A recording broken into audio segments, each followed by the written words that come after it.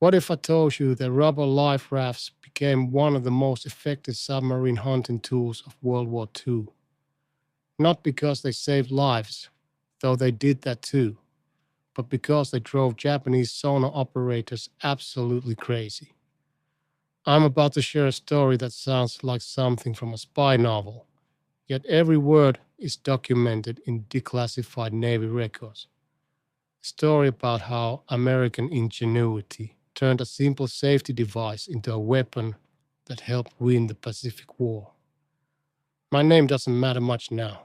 What matters is what happened between 1943 and 1945, when I served as a sonar technician aboard destroyers hunting Japanese submarines in the Pacific. I witnessed something that changed submarine warfare forever. Something so simple yet so devastatingly effective that the Japanese never figured it out until after the war ended.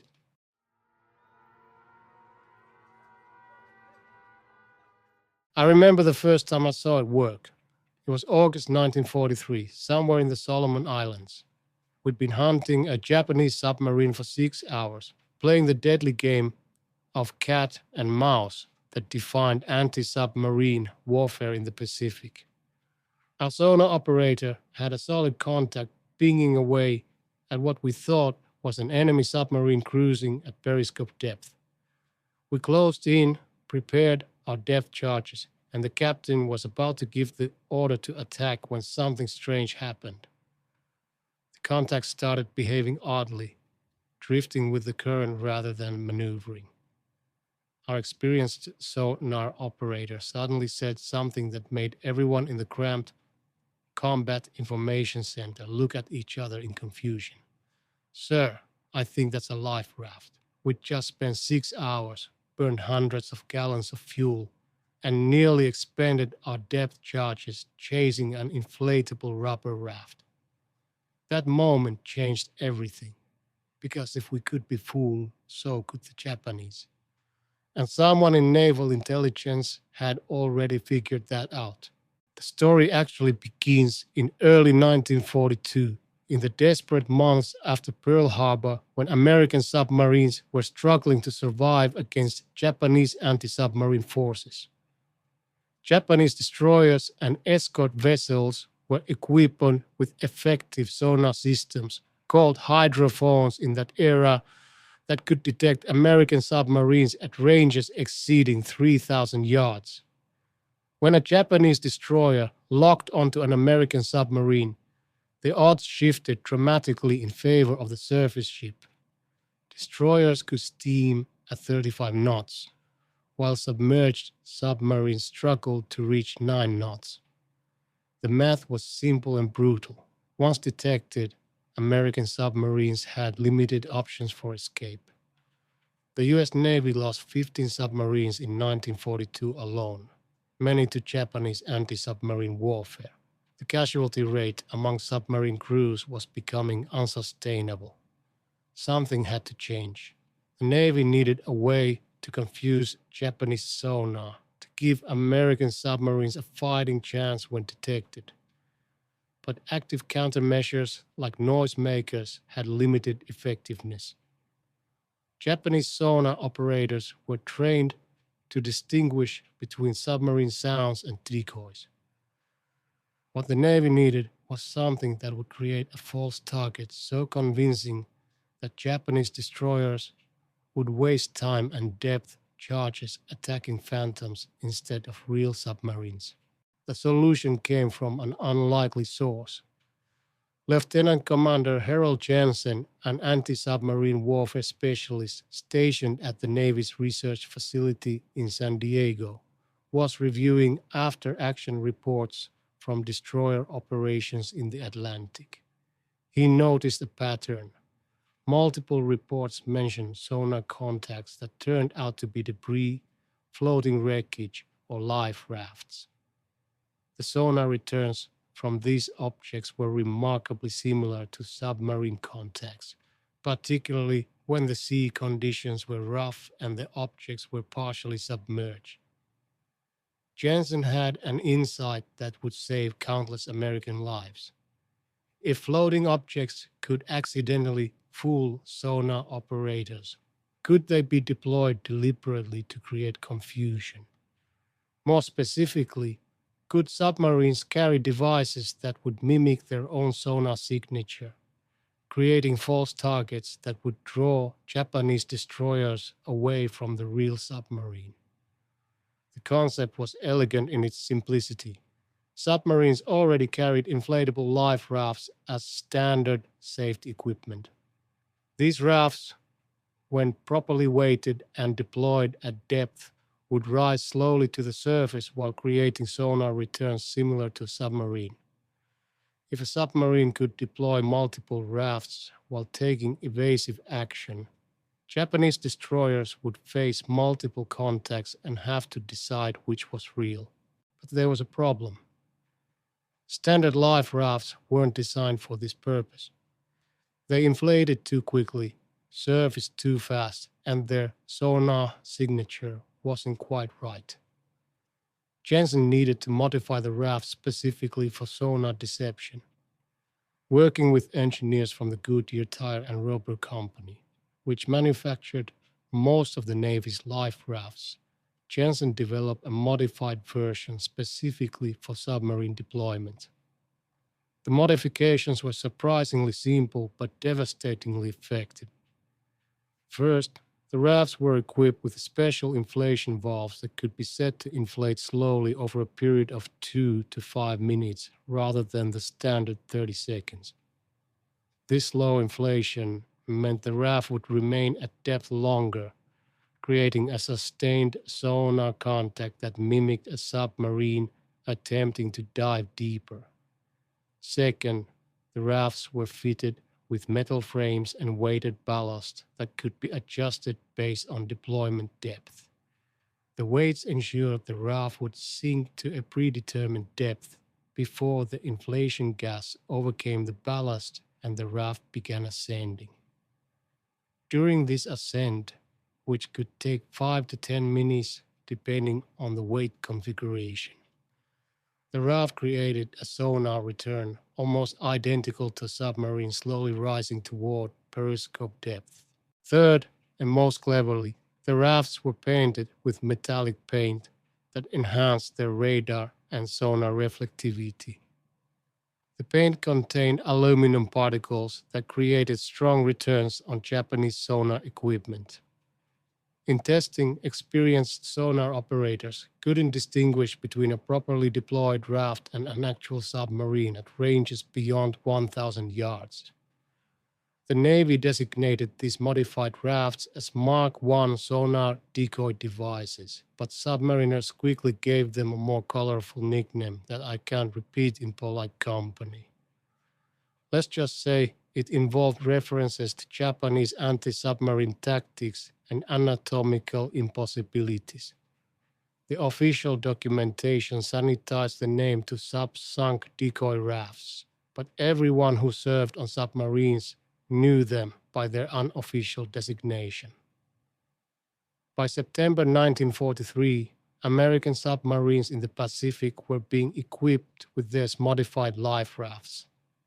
Each submarine carried between 6 and 12 decoy rafts, stored in special external containers that could be jettisoned on command. The deployment mechanism was ingeniously simple. When a submarine detected a Japanese destroyer approaching, the captain could trigger the release of one or more rafts through a hydraulic system. The raft container would flood, the outer door would open, and the weighted raft would sink away from the submarine.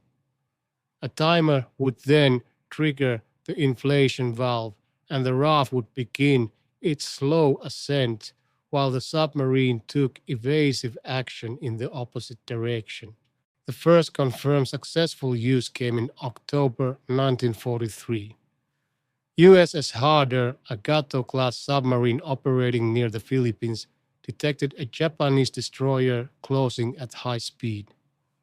Commander Samuel Daly, Harder's captain, deployed 2 decoy rafts while diving to 400 feet and changing course 90 degrees. The Japanese destroyer, designated as a Fubuki-class vessel based on sonar characteristics, locked onto one of the ascending rafts and began a depth charge attack.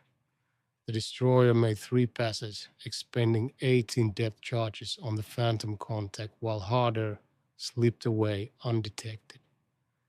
Dealey's report to Pacific Fleet Command was characteristically understated.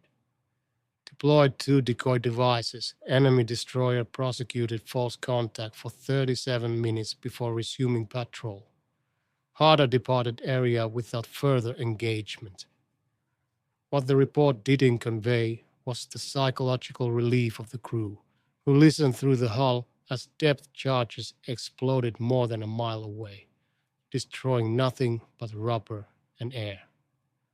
Word spread quickly through the submarine fleet. The decoy rafts worked, not just occasionally, but reliably and repeatedly.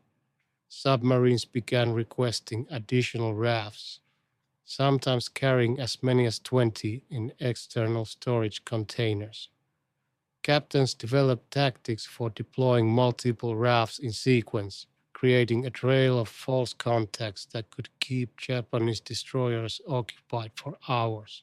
The effectiveness of the decoy rafts depended on understanding Japanese anti-submarine doctrine. Japanese destroyer captains were trained to prosecute sonar contacts aggressively. When their sonar detected what appeared to be a submarine, they would close rapidly and attack with depth charges, following a standard pattern that emphasized persistence over caution. This aggressive doctrine had been successful in 1942 when American submarines lacked effective countermeasures. But against submarines equipped with decoy rafts, this same aggressiveness became a liability. A single decoy raft could occupy a Japanese destroyer for 20 to 40 minutes. The destroyer would detect the ascending raft, classify it as a submarine close to attack range, and begin dropping depth charges. Even after the first attack, the raft would still be there, floating on the surface, presenting a radar and visual target that appeared to be a damaged submarine attempting to remain on the surface. The destroyer would make multiple attacks, expending depth charges and fuel while the actual submarine escaped. Multiple rafts were even more effective. Some submarine captains developed elaborate deception plans involving 4 or 5 rafts deployed in different directions. Japanese destroyers operating as hunter-killer groups would detect multiple contacts and split up to engage them individually. By the time they realized they were chasing phantoms, the American submarine would be 20 miles away. The sonar characteristics of the decoy rafts were remarkably convincing because they exploited fundamental physics.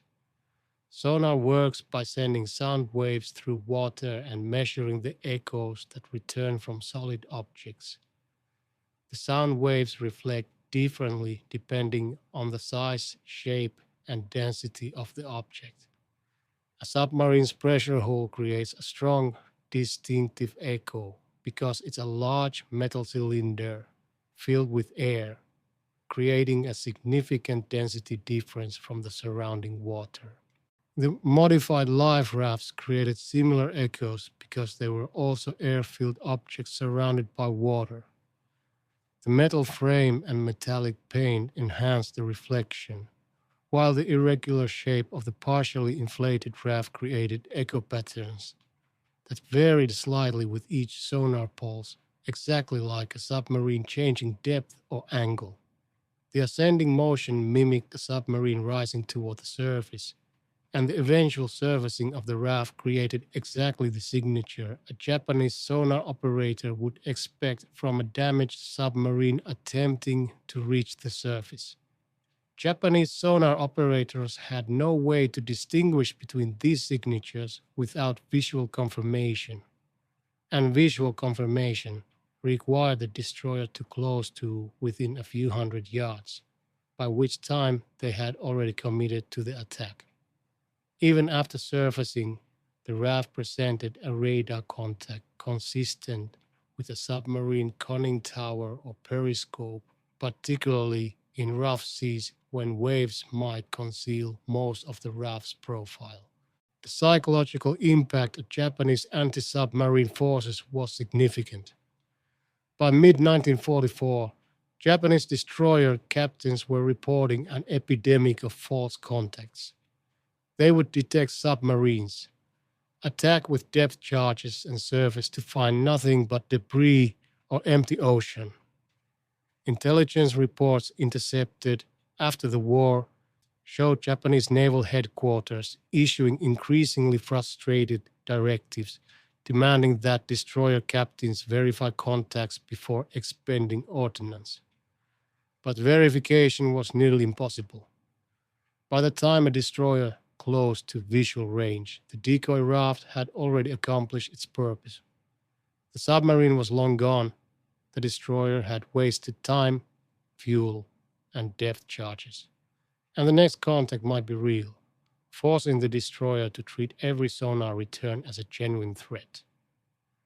The effectiveness of the decoy rafts extended beyond simple evasion. They became offensive weapons in their own right. Aggressive submarine captains began using rafts to lure Japanese destroyers into vulnerable positions. A submarine would deploy a raft, wait for the destroyer to commit to attacking the decoy, then maneuver into torpedo firing position against the distracted destroyer.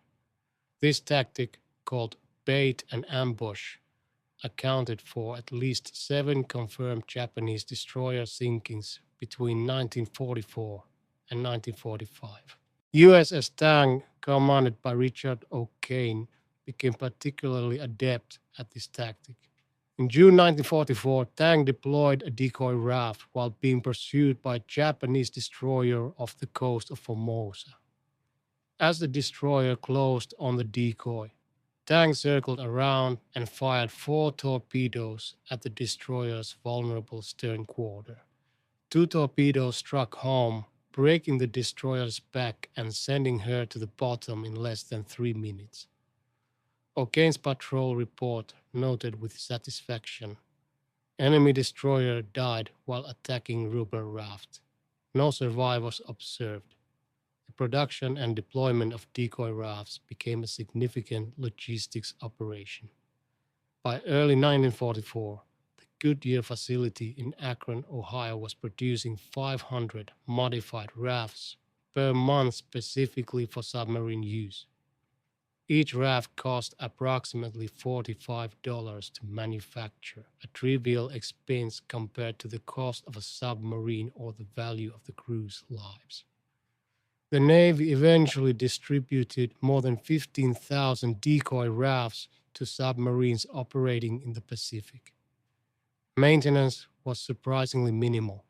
The rafts were stored deflated in waterproof containers and could remain ready for deployment for months without servicing. The inflation cartridges used standard compressed carbon dioxide, the same system used in regular life rafts.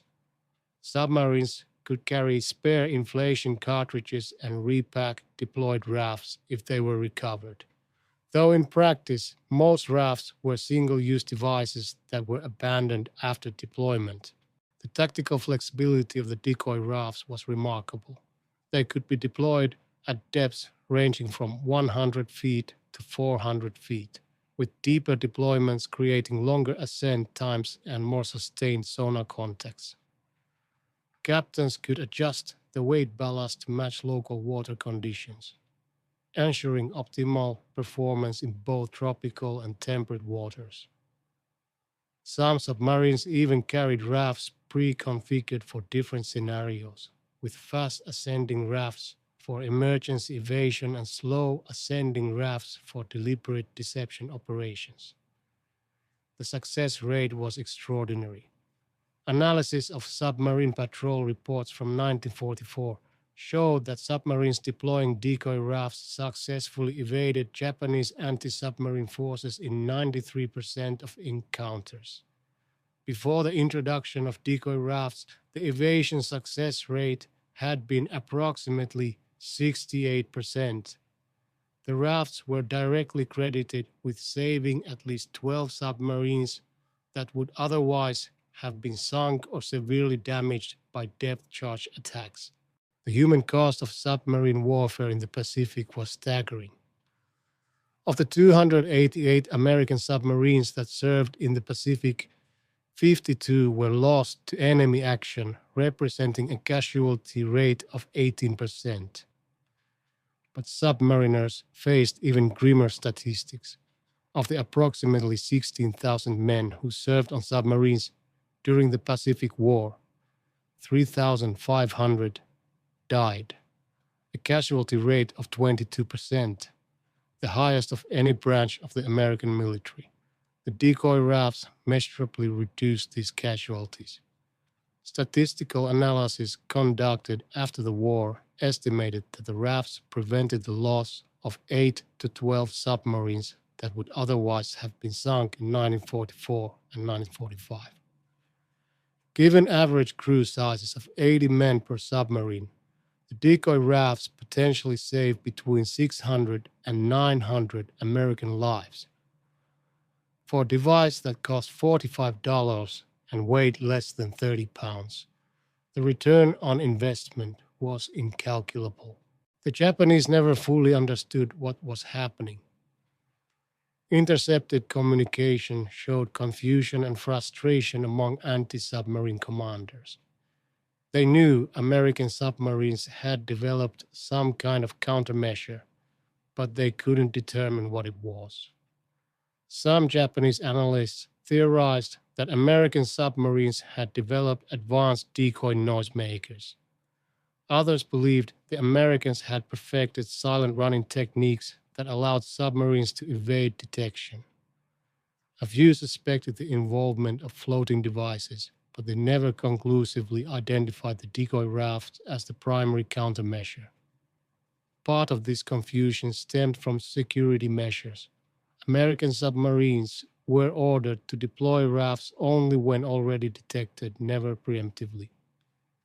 This ensured that Japanese forces wouldn't stumble across unexplained live rafts in areas where no attacks had occurred. Additionally, submarines were instructed to deploy rafts in areas where legitimate wreckage or debris might be expected, further obscuring the pattern. The few times Japanese forces recovered deployed rafts, they were dismissed as legitimate safety equipment, jettisoned from damaged submarines. The modifications were subtle enough that casual inspection wouldn't reveal the raft's true purpose. The weighted ballast looked like standard emergency equipment. The metallic paint appeared to be simple corrosion protection. Only detailed analysis would reveal the raft's specialized design, and such analysis apparently never occurred. By late 1944, the decoy rafts had become standard equipment on all American submarines operating in the Pacific. Training for new submarine crews included extensive practice in decoy deployment tactics.